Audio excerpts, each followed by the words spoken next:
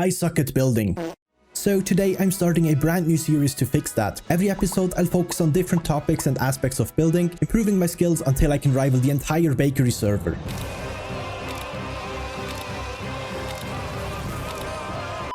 Okay, that's a bit too aspirational, but it's good to have a goal in mind. With that said, grab some snacks, stay hydrated, and enjoy the video. First of all, let's create the world. This series is called Builder Sport, so that's the name for this world as well. Let me adjust some settings and then add a few data packs as well.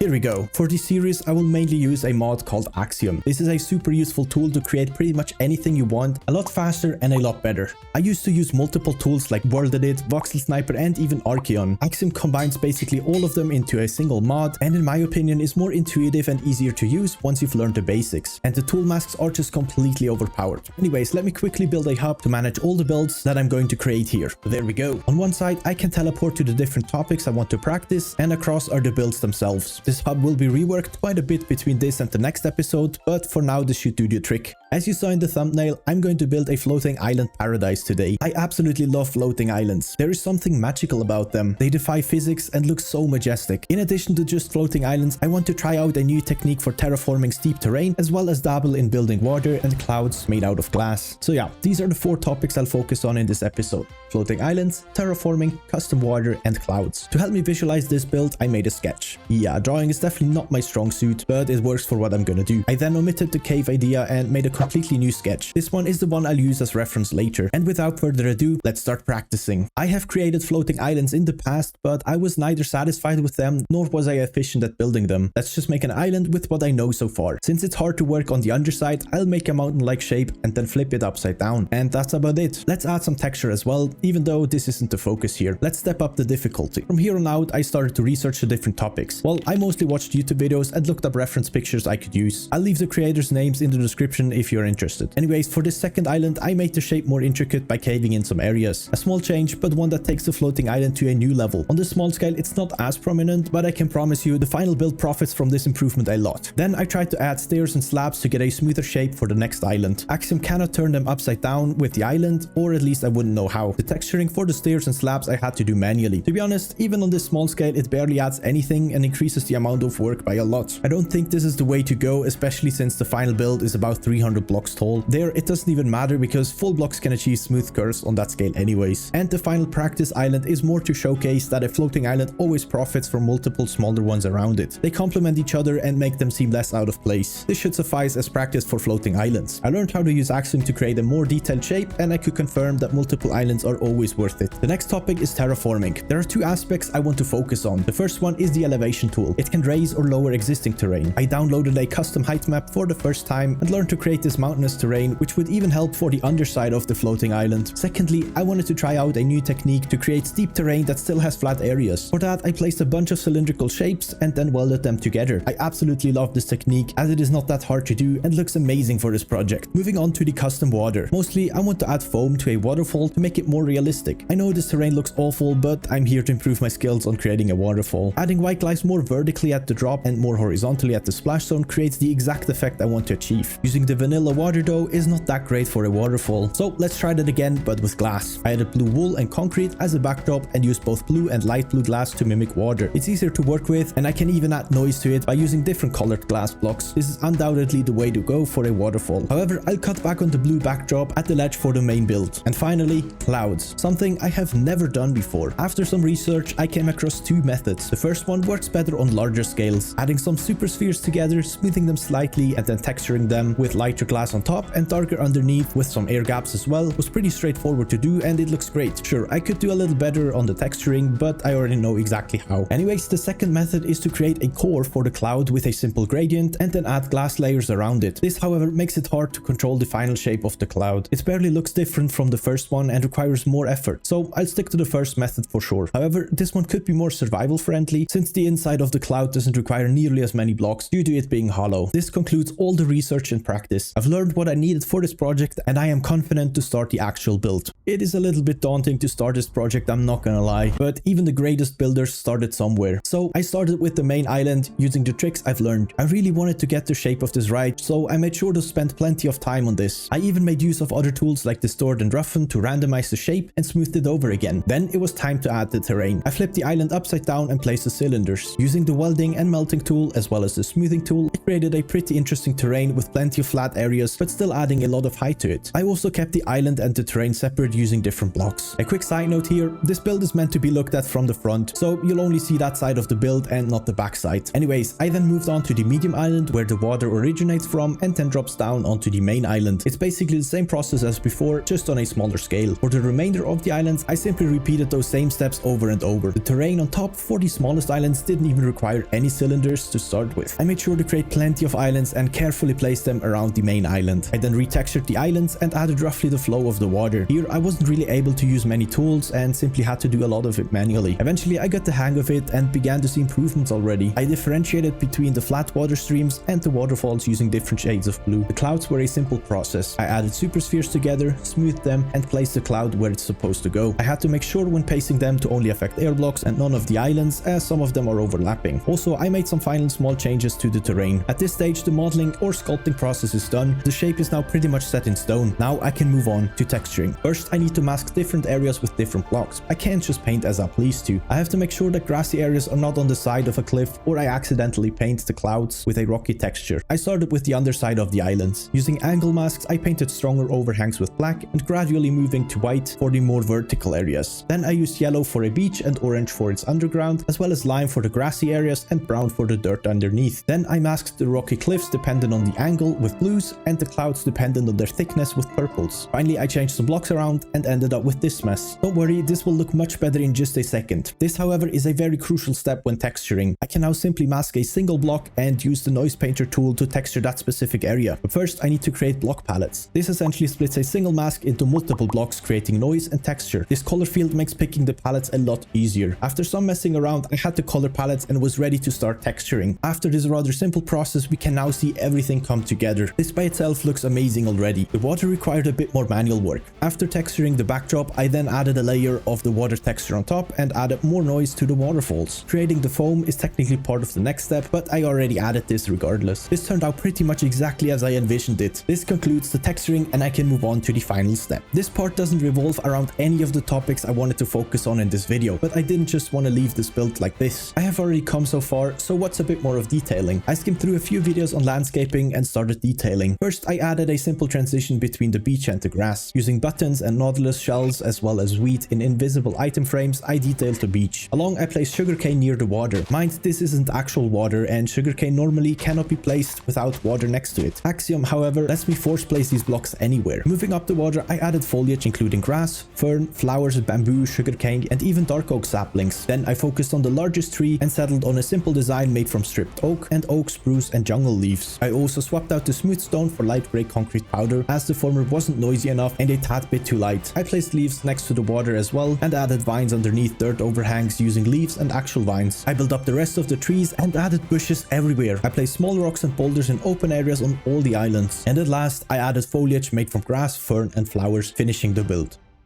I absolutely achieved what I wanted to. I learned many tricks around these aspects of building. The build turned out even better than I imagined, and just seeing the progress from a simple sketch to the final build is mind-blowing. Still, I wanted to mention the things I could have done better. 1. The flat water areas are maybe a bit too saturated with the backdrop. Not sure how to make it softer and less of a contrast to the waterfalls. Another thing I noticed only while detailing, I couldn't really add anything to the water itself. Looking at this pond from my hardcore world, I wasn't able to add that amount of detail here. And finally, the texturing of the cliffs on top of the island could have been better. I could have gone with a gradient from dark to light upwards instead of using angle masks, but since this wasn't the focus of this episode, that's fine. These are my thoughts on my performance and this build. Anyways, let's stop calling it the build and give it a proper name. Let me present to you the Drifting Delight.